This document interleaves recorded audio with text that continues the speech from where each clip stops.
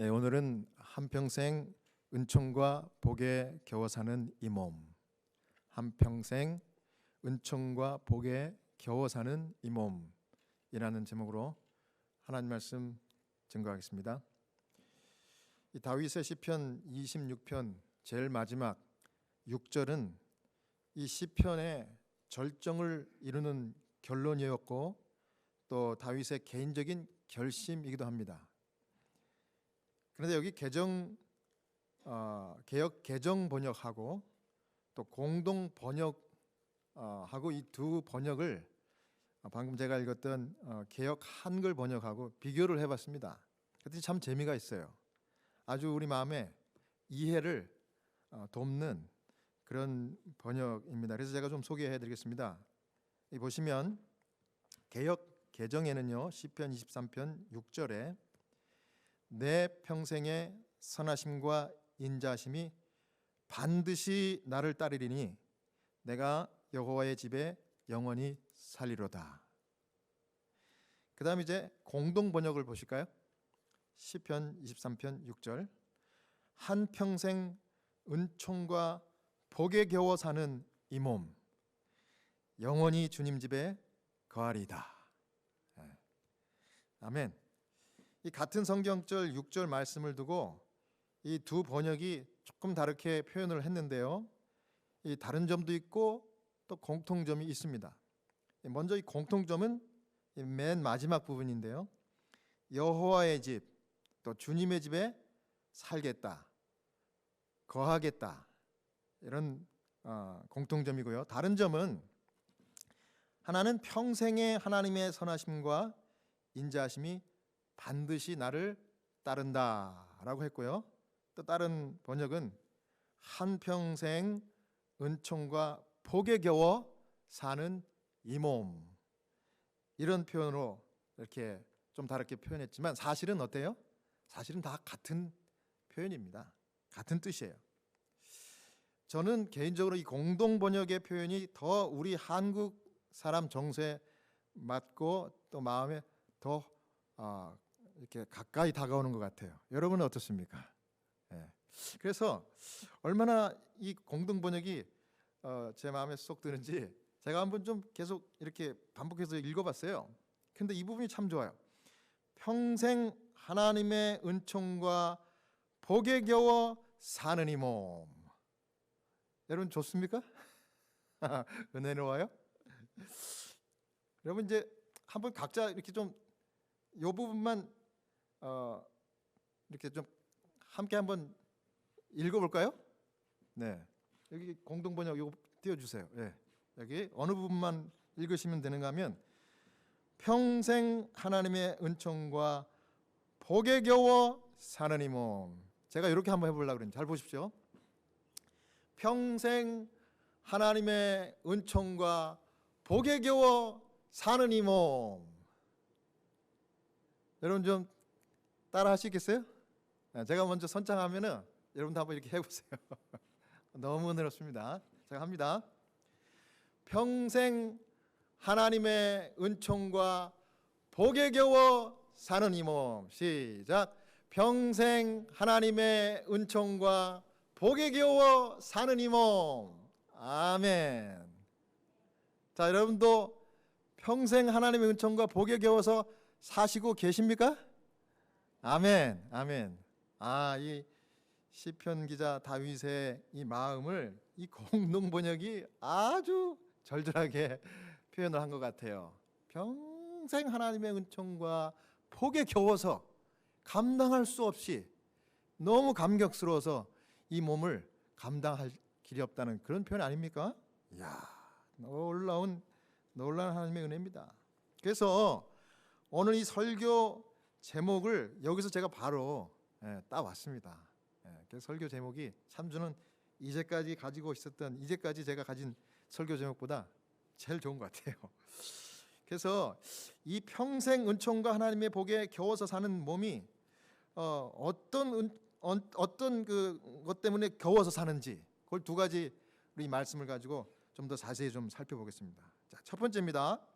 첫 번째는 바로 무엇에 겨워서 사는 몸일까요? 하나님의 은총, 다른 말로는 선하심입니다. 영어로는 킹 제임스 번역에는 surely, goodness, goodness라고 나와요. 뭐 직역을 한다면 좋은 것, 선한 것, 뭐 이렇게 번역을 할 수 있겠죠. 여기 시편 23편 6절을 개역 한글 번역으로 제가 다시 한번 읽겠습니다. 나의 평생의 선하심과 인자하심이 정녕 나를 따르리니 내가 여호와의 집에 영원히 거하리로다. 자, 여기 은총이라고 표현을 하기도 했고, 공동 번역은요, 또 선하심이라고 개역 개정과 개역 한글에는 이렇게 번역이 됐는데, 이 선하심이 무엇일까? 은총이 무엇일까? 이 히브리 원어로는요, 토브라고 합니다. 토브. 토브. 이거는 좋다 이런 뜻입니다. 좋다. 그래서 여기 창세기에 보면은 하나님이 세상을 창조하실 때 그 만드신 창조 세계를 보시면서 보시기에 뭐 했더라? 좋았더라. 그렇게 기록되어 있고요. 창세기 1장 31절에는 이제 하나님이 온 세상을 다 창조를 끝내시고 보시기에 심히 좋았더라 이렇게 말씀했는데, 이때 사용된 단어가 바로 토부입니다. 토부. 그래서 이 토부는 선하다라는 뜻도 있지만 좋다 이런 표현에 더 가깝습니다. 그런데 또 착하다 이런 뜻도 있고요. 근데 뭐 마음씨가 착하다 우리가 이해하는 그런 뜻은 조금 아닌 것 같고요. 오히려 하나님을 표현하는 그런 단어입니다. 그래서 좋다, 최상. 우리 좋다 그러면 따봉 이거 뭡니까? 제일 좋다는 얘기죠. 그럴 때 좋다 이겁니다. 그냥 적당히 좋은 게 아니에요. 정말 좋은 거예요. 그래서 최고 극상품, 영어로는 the best 이겁니다. 하나님을 나타내는 단어예요. 하나님 나타내.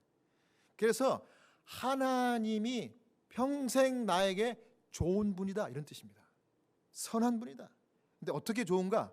적당히 나를 좋은 길로 인도하는 것이 아니라 최고의 길로 인도하는 그런 분이라는 뜻이 이 시편 23편 6절에는 들어있는 것입니다. 그래서 이 선하신 하나님이 우리를 평생 완벽한 길로, 선한 길로 인도하신다는 고백이에요. 여러분 그렇습니다. 우리 하나님은 언제나 저와 여러분을 가장 좋은 길로, 선한 길로 인도해 주셔요. 이 선한 길로 인도해 주신다는 말씀은 우리가 원하는 길로 인도하신다는 뜻이 아니고, 누가 보시기에, 여호와 하나님께서 보시기에 우리에게 제일 좋은 길로 인도하신다는 거예요. 그래서 우리가 기도해도 어떤 경우는 내 뜻과 원하는 대로 응답이 되지 않는 거예요. 그럼 그게 응답 안 받은 겁니까? 아니에요. 모든 기도는 하나님이 다 들으시고 응답해 주시는데, 내가 원하는 뜻보다 더 좋은 하나님이 보시기에 더 최고의 극상, 그 제일 좋은 길로 인도해 주시는 응답이라는 것을 여러분 믿으시기 바랍니다.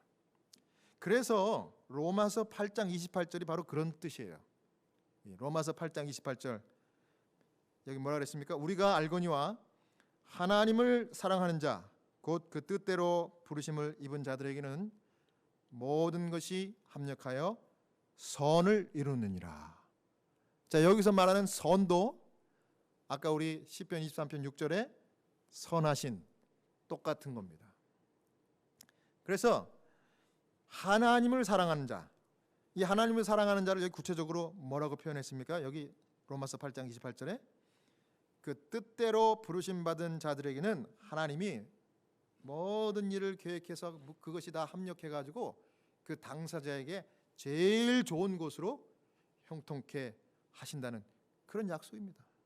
대단한 약속 아닙니까? 그 복을, 그 형통의 길을 저와 여러분에게 이렇게 주신다는 겁니다. 이걸 믿고 사는 게 믿음이에요. 근데 여기서 그 뜻대로 부르심을 받은 자들, 이 부분이 참 중요한 말씀인데요. 이 하나님의 뜻대로 부르심 받은 자들이라는 것이 하나님의 선을 하나님의 최고 되심을 우리를 위하여 가장 좋은 길을 마련했다고 하는 것을 진짜 내 삶 가운데 체험하는 게, 그게 성도들의 특권입니다. 그럼 하나님의 뜻이 뭘까? 우리가 이런 질문에는 성경에서 대답을 얻습니다. 데살로니가전서 5장 16, 17, 18절입니다. 이 말씀은 너무 유명하고 너무 좋기 때문에 우리가 화면을 보고 같이 한번 읽겠습니다. 시작. 항상 기뻐하라, 쉬지 말고 기도하라, 범사에 감사하라. 이는 그리스도 예수 안에서 너희를 향하신 하나님의 뜻이니라. 아멘. 자, 하나님의 뜻이 뭐예요? 하나님의 뜻은 우리가 항상 기뻐하고 기도하고 모든 일에 감사하는 게 하나님의 뜻이에요. 그래서 우리가 하나님의 이 선하심, 하나님의 이 최고의 이 하나님, 온 우주의 더 베스트이신 하나님을 내 삶 가운데 체험하는 것, 그게 우리가 할 일이야. 근데 어떻게 할 때요? 하나님의 뜻이 내가 기뻐하고 기도하고 감사하는 거예요. 다 우리 한국말로는 가나다 하면은 다 기억이죠. 네, 기뻐하고 기도하고 감사하는 겁니다. 예. 특별히 감사의 능력이 있습니다. 어떤 능력이 있는가 하면 우리가 하나님께 감사하면은요, 어떤 감사예요? 최고의 선한 길로 나를 인도하고 계신다, 이 믿음을 가지고 내가 기쁠 때나 괴로울 때나 하나님 감사합니다, 이렇게 감사를 표현하면요, 이것이 내 현재의 삶, 내 자신, 내 마음까지 변화시키는 그런 놀라운 능력이 있어요. 감사가 그래서 능력이 있는 거예요. 성도들의 능력 중에 한 가지가 감사예요. 감사. 이 책을 하나 소개해드립니다. 화면을 보시면요, 미국의 그 LA에 살고 있는 52세 변호사 존 크렐릭, 바로 이분인데요, 이 사업과 가정의 문제로 절망하던 상황에서 정말 최악의 날들을 보내고 있었습니다. 이 사람은 어떤 사람이 부렀는가 하면 심장마비가 와가지고 당장 죽을 수밖에 없는 사람을 부러워할 정도로 굉장히 괴로웠습니다. 너무 힘들었어요. 왜냐하면 변호사 일하던 사무실 망해가고 있었고요, 결혼 생활이 파경을 맞았습니다. 아들과 관계도 좋지 않아서 점점 멀어졌고 급기야 이제 아들과 연락 두절됐습니다. 은행 계좌는요, 뭐 사업이 안 되고 망하니까 당연히 텅 비어 있었죠. 모든 것이 비극으로 치닫고 있었습니다. 매일매일이 최악이었습니다. 그래서 자포자기하고 싶을 정도로 지치고 힘들었던 그 마음속에 어느 날 한 음성이 들려왔대요. 그것은 자기가 어린 시절에 할아버지가 해주셨던 말씀이랍니다. 여기 뭐라 그랬는가 하면, 야, 네가 가지고 있는 것들에 감사하는 법을 배울 때까지 너는 네가 원하는 것을 얻지 못할 거야. 그러면서 할아버지는 은화 동전 한 잎을 그에게 주면서 할아버지한테 감사 편지를 쓸 때마다 동전 하나를 더 주겠다고 그래 약속을 했답니다. 한번 써봐라 할아버지한테. 그래가지고 한번 썼대요, 감사 편지를. 그 할아버지한테 갖다 드리니까 할아버지가 진짜 은화 한 잎을 주더랍니다. 근데 그게 끝이었답니다. 왜요? 그는 마음속에 왜 할아버지께서 감사 편지를 쓰라고 그랬지? 이 퀘스천이 생겼어요. 근데 할아버지가 진짜 이 손자에게 알려주려고 했던 진짜 중요한 이 진리를 깨우치지 못하고 그 한 번으로 끝난 거예요. 더 이상 할아버지는 감사 편지를 쓰지 않는 손자에게 은화 동전을 줄 수가 없었어요. 한 개 받고 끝났습니다. 근데 그때 그 일이 기억난 거, 이 사람이 굉장히 괴로울 때. 그래서 그래? 그럼 지금부터 감사의 편지를 한번 써볼까 다시? 그래서 그동안 자신에게 도움을 주거나 은혜를 베풀어 줬던 분들에게 감사 편지를 쓰기 시작했습니다. 뭐 편지라고 해야 이 작은 엽서, 여러분 땡큐 노트 아세요? 땡큐 노트. 예, 조그만 땡큐 노트 그거 쓴 거예요. 거기다가 간략하게 감사 내용을 써 보내는 게 전부였습니다. 쓰기 시작했어요. 맨 먼저 누구한테 했을까요? 맨 먼저 연락이 두절된 큰 아들에게 편지를 쓰기로 결심했습니다. 근데 아들의 주소를 몰라요. 그래서 전화를 걸었답니다. 전화. 그래갖고 아들한테 사과를 하고, 아들아, 만나고 싶다, 보고 싶구나. 아들이 무척 반가워했답니다. 그리고 감사 편지를 아들이 받은 다음에 아들이 아버지가 있는 사무실로 직접 찾아왔다고 그래요. 그리고 찾아왔는데 그냥 온 것이 아니라 빈 봉투를 하나를 꺼내가지고 아버지에게 들이대요. 주더랍니다. 돈 봉투였습니다. 그러니까 예전에 아들에게 빌려줬던, 그런데 자기는 잊어버리고 있었던 그 돈을 아들이 가져온 거예요. 갚으려고. 그게 바로 이 첫 번째 감사 편지의 보상이었답니다. 그 다음에 옆에서 항상 제잘거리는 딸한테도 감사 편지를 썼다고 그래요. 땡큐노트에게. 그 다음에 자기 이 변호사니까 이 고객한테 받은 수임료, 그 수임료를 받고 감사하다고, 고맙다고 고객한테도 감사 편지를 썼대요. 그걸 보냈답니다. 그 다음에 소식이 뜸했던 그 친구들, 심지어는 커피점에서 자기에게 커피를 만들어주는 그 커피점에서 일하는 청년한테도 감사 편지를 또 썼답니다. 심지어 자기에게 적대적인 관계에 있는 사람들한테까지 감사 편지를 써서 보냅니다.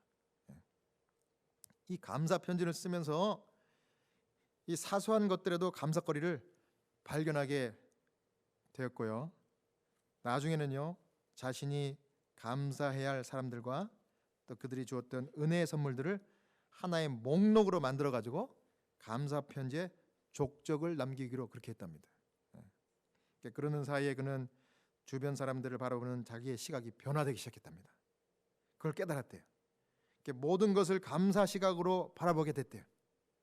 이것도 감사하고 저것도 감사하고, 모든 것이 감사하고 모든 사람에게 감사한 거예요. 삶의 끝이라고 느꼈던 순간에 시작된 그 감사 편지 프로젝트, 이 사람의 인생을 완전히 바꿔 버렸어요. 그래서 그 마음이 편안해지고 행복해진 거는 물론이고요, 사람들과 관계가 굉장히 좋아졌답니다. 굉장히. 자식들과의 관계 물론 좋아졌고요, 친구들과의 우정 굉장히 깊어졌고요, 사랑하는 사람을 다시 만나게 됐답니다.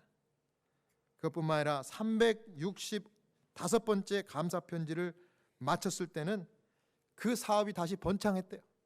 번창했. 살도 빠졌고 몸도 더 건강해졌고, 이 감사의 말 한마디가 이 모든 걸 다 바꿔놨다. 그리고 그 모든 일련의 과정들을 모아서 묶어가지고 만든 책이 바로 이 책입니다. 여러분, 이거 책을 읽어보셨나요? 한번 구글 서치해가지고 찾아서 구입해가지고 한번 읽어보세요. 너무너무 파워풀합니다. 365 thank yous 이렇게 나와요. 영어는 thank yous. 할아버지가 뭐라 그랬어요? 손자에게, 네가 가지고 있는 것들에 감사하는 것을 배울 때까지는 너는 네가 원하는 것을 절대 얻지 못한다. 지금 현재 갖고 있는 것에, 그것이 무엇이든지 간에 감사하는 법을 배우기 전까지는 네가 진짜 원하는 것을 절대 못 갖는다는 거예요. 그 굉장히 평범하지만은 분명한 인생의 진리였어요. 여러분, 우리는 혹시 지금 내가 가지고 있고 누리고 있는 것에 만족 못하고 가지지 못한 것을 가지기 위해서 욕심 부리고 살 때가 얼마나 많습니까? 지금 내가 누리고 있는 것 별로 귀한 게 아닌 것처럼 생각하고 다른 걸 찾기 위해서 혈안이 돼가지고 살아갈 때도 참 많지 않습니까? 근데 여러분, 다윗은 뭐라 그랬습니까? 시편 106편 1절에 할렐루야, 여호와께 뭐하라? 감사하라. 그는 선하시며 그 인자하심이 뭐함이로다? 영원함이로다. 하나님은 변함이 없고 한결같이 저와 여러분을 사랑하시기 때문에 그분의 선하심과 인자하심이 영원하기 때문에 우리가 찬양을 아니 돌릴 수가 없다는 거예요. 여러분, 우리가 하나님을 진짜 체험하고 그분의 선하심을 우리의 삶 가운데 경험하면 이 다윗과 같이 찬양할 수밖에 없어요. 그래서 우리 교회 이름이 뭐예요? 시카고 찬양교회. 저는 이 찬양교회라는 이름이 너무 좋아요. 너무 좋아. 야, 우리가 왜 찬양을 해야 돼요? 하나님이 선하시기 때문에 찬양하는 거예요. 찬양을 안 하는 사람은 그리스도인이 아니에요. 하나님의 선하심을 인정하지 않거나 경험하지 못했기 때문에. 사랑하는 여러분, 오늘부터라도 다시 한번 이 말씀을 마음간에 새기시고 하나님의 선하심, 영원한 선하심을 믿고 감사, 찬양하는 진짜 성도 되시기를 간절히 바랍니다. 그 다음 두 번째는 인자하심 때문에 우리가 인자하심에 겨워가지고 평생을 감당할 길이 없다는 거예요. 그 은혜를. 근데 이 인자하심은 다른 번역에는 뭐예요? 복입니다. 복. 자, 우리가 하나님 때문에 평생 복에 겨워가지고 이 몸이 가눌 길이 없어요. 여러분 그렇습니까? 여러분 복에 겨워서 사십니까? 목사님 오늘 이상하네. 무슨 복에 겨워서 내가 산다 그래?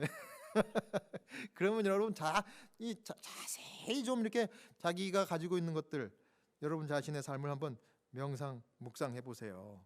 여러분 복에 겨워요. 여러분 복이 넘치도록 이미 여러분께 인자하심이 함께 한 거예요. 여기 인자하심이라는 그 말은 히브리 단어로 헤세드인데, 성경에서 헤세드는요 하나님의 언약적인 사랑을 나타내는 단어입니다. 무슨 사랑을 나타낸다고요?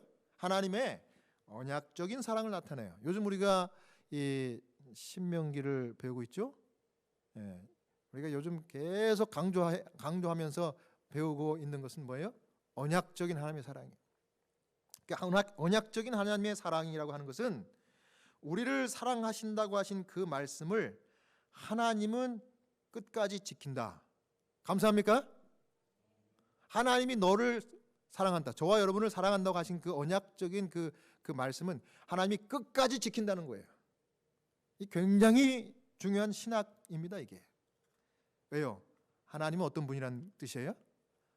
변함이 없이 신실하신 분이다. 어떻게 신실해요? 저와 여러분들을 끝까지 사랑하겠다고 하는 분이에요. 우리를 사랑하시며 신실하신 분이에요. 당신께서 하신 말씀은 세상에 어떤 변화가 있고 어떤 일이 일어나도 지킨다 이겁니다. 심지어 하나님은 우리가 하나님의 손을 잠시 놓아버릴지라도 우리를 미워하지 않고 버리지 않고 우리와 함께 하신다. 감사합니까? 여러분, 저와 여러분은 내가 책임질게, 맹세해, 영어로는 I guarantee you, 그러는 순간 어떻게 합니까? 돌아서서 change mind. 우리 다 그래요. 여러분 안 그렇다고 하시는 분 계세요? 목사님 저는 말한 건 지킵니다. No. 그렇게 말하는 사람이 제일 배신자일 때래요. 그래서 사람은 믿을 수가 없어요. 신실하지 않아요. 신실이라는 단어 자체를 사람에게 적용하는 것은 그건 불가능한 거예요. 그건 잘못된 겁니다. 근데 하나님은 우리의 잘잘못과 관계없이 우리를 사랑하기로 결심했기 때문에, 결정하셨기 때문에 하나님은 신실하게 우리를 인도하셔요. 그게 헤세드예요. 헤세드. 그거를 인자하심이라고 여기 표현했고요. 그게 복이라고 공동 번역에는 따로 설명하듯이 기록한 것입니다. 다른 말로 이야기하면 헤세드는 선물이에요. 선물. 또는 복이에요. 복.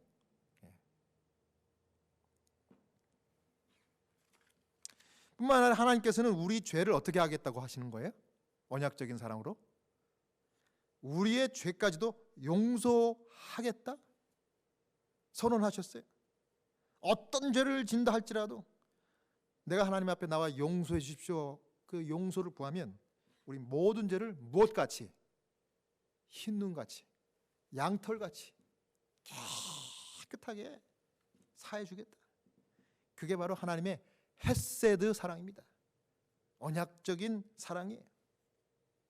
신명기 9장 5절에 요즘 우리가 잘 배우고 있죠? 교과 공부를 통해서 하나님께서 이 모세를 통해 갖고 이제 가나안에 들어가면 너네들이 하나님만을 신실하게 순종하고 계명을 지키고 이렇게 살아라 하면서 한 여기 말씀이 있습니다. 신명기 9장 5절입니다. 내가 가서 그 땅을 차지함은 내 공의로 말미암음도 아니요 내 마음이 정직함으로 말미암음도 아니요 여호와께서 이같이 하심은 내 조상 아브라함과 이삭과 야곱에게 하신 맹세를 이루려 하심이니라. 여러분 이걸 잘 이해하시는 것이 참 중요합니다. 여러분 그래요. 당시 최의 강국이 오늘날 세계 최강국이 미국이라고 하는 것처럼 그때 당시의 최강국은 애굽이었어요. 애굽. 근데 이 애굽에서 이스라엘 백성들이 400년 동안 종살이를 하던 그런 상황이었어요. 주변 국가는 말할 것도 없고 너무 이 애굽이 강한 나라였기 때문에 감히 애굽을 넘볼 수가 없는 거예요. 그런데 그 애굽의 종의 신분으로 이 살고 있었던 이스라엘 백성들은 힘이 있습니까 없습니까? 무슨 힘이 있습니까? 종이 누굽니까? 이 노예인데 노예. 노예는요 힘없고 빽없는 게 노예예요. 나약한 종일 뿐입니다.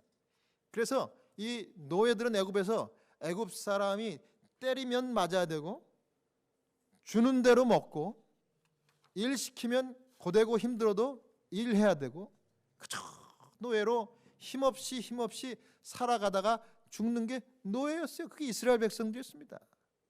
여러분 출애굽 해방이라는 단어는요 이 사람들에게 꿈도 꿀 수 없는 그런 단어였어요. 이 불가능한 그런 개념이었습니다. 컨셉이었어요. 주변 나라들이 아까 말씀드린 대로 감히 애굽에 항거할 수 없는 최강국의 노예예요. 그게 바로 이스라엘 사람들이었어요. 그런데 여러분 하나님께서 500년 전에 아브라함에게 약속하신 언약의 그 말씀 때문에 출애굽이라는 기적 같은 일이 벌어진 거예요. 하나님의 신실하심입니까? 여기 보십시오. 창세기 15장 13, 14절. 여호와께서 아브라함에게 이르시되 너는 반드시 알라. 내 자손이 이방에서 객이 되어 그들을 섬기겠고 그들은 400년 동안 내 자손을 괴롭히리니 그들이 섬기는 나라를 내가 징벌할 것이며 그 후에 내 자손이 큰 재물을 이끌고 나오리라.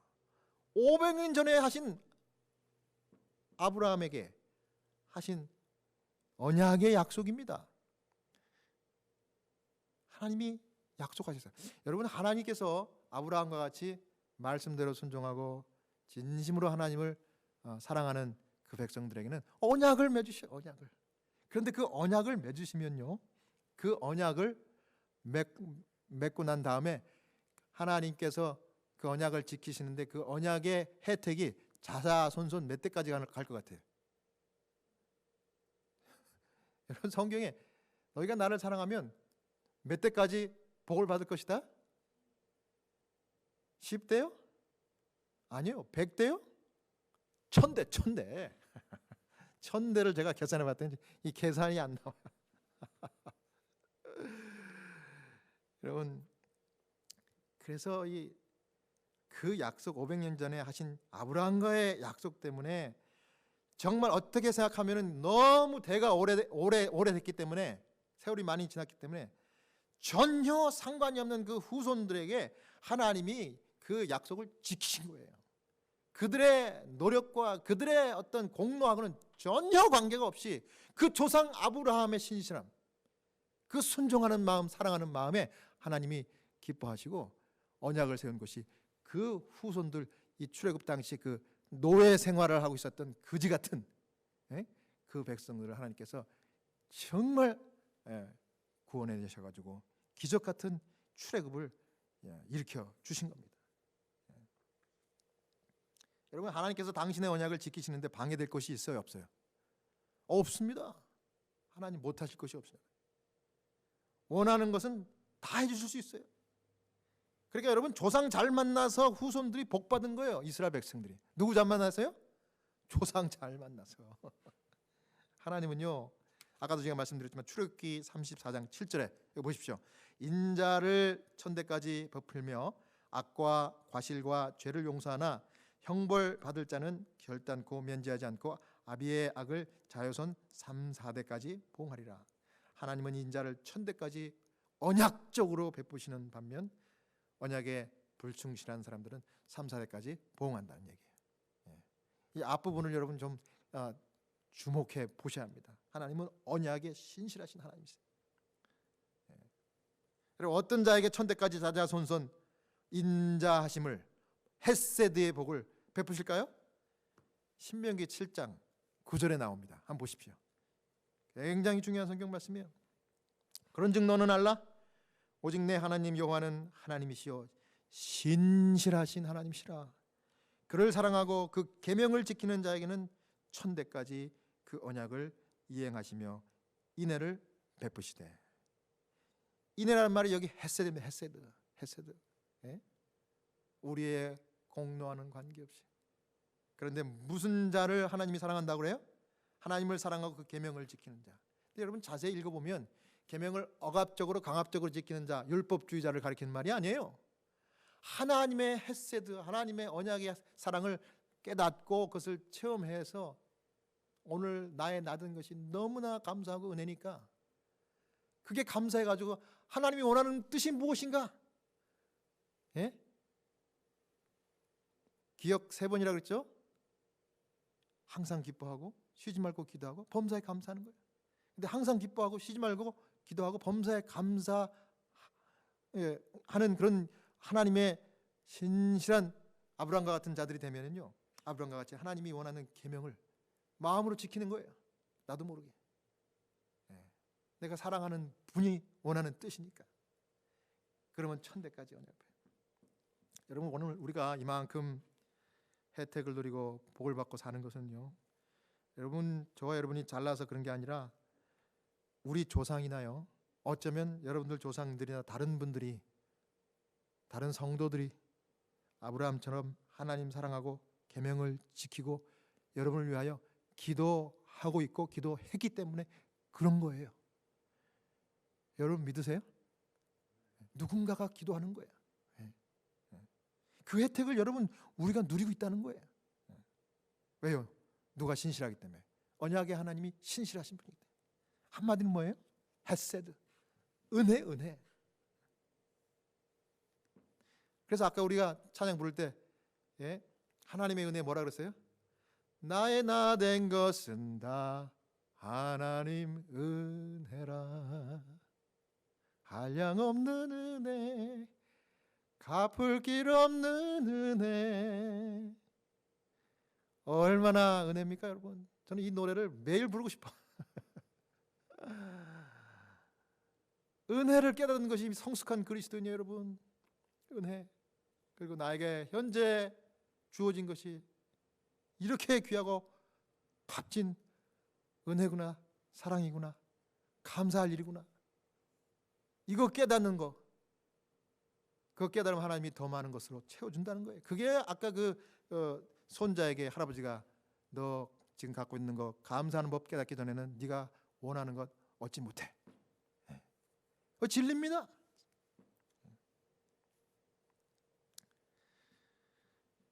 하나님 우리가 이런 혜택과 은혜, 인자하심의 복을 또 누리기만 하지 말고 이 계명을 아브라함처럼 지키고 하나님의 언약의 복을 천대까지 대물림하는 당사자가 되라고 또 하나님 원하시는 거예요. 자, 저와 여러분은 영적인 아브라함의 자손, 후손으로서 아브라함의 그 똑같은 족적을 우리가 좀 실천하면서 하나님을 사랑하는 그런 백성이 돼야 할 것입니다. 어떻게 해요? 하나님의 계명을 지키고 하나님을 사랑하면서 내가 내 반경 안에 있는 하나님이 맡겨주신 모든 사람들을 마음으로 끌어안고 기도하는 거예요. 하나님 저 사람을 사랑하시고 은혜 주시고 불쌍히 여겨주시고 구원하여 주시옵소서. 이렇게 기도하면요, 이 기도의 혜택이 그 사람들뿐만 아니라 자자손손 천대까지 가는 거예요. 가는 거예요. 얼마나 기가 막히고 놀라운 일이 아닐 수 없습니다. 그래서 이것을 대물림하는 신실한 자가 되라고 말씀하시는 거예요. 대물림하는 거예요. 특별히 계명 중에 이 4계명인 10계명 중에 이 안식일, 제7의 안식일 이를 거룩하게 지키라. 엿새 동안은 힘써 내 모든 일을 할 것이나 제7일은 너희 하나님 여호와의 안식일인즉 너나 내 아들이나 딸이나 남종이나 여종이나 육충이나 내 문 안에 유하는 객이라도 아무 일도 하지 말고 다 한 군데 모여서 하나님만을 찬양하고 예배하고 경배하라. 내가 이날 복 줬고 나도 쉬었기 때문에 너희들도 이 복을 누리고 너희들도 쉬어라. 그러면 나머지는 내가 다 알아서 형통하게 복을 쌓을 것이 없도록 부수겠다.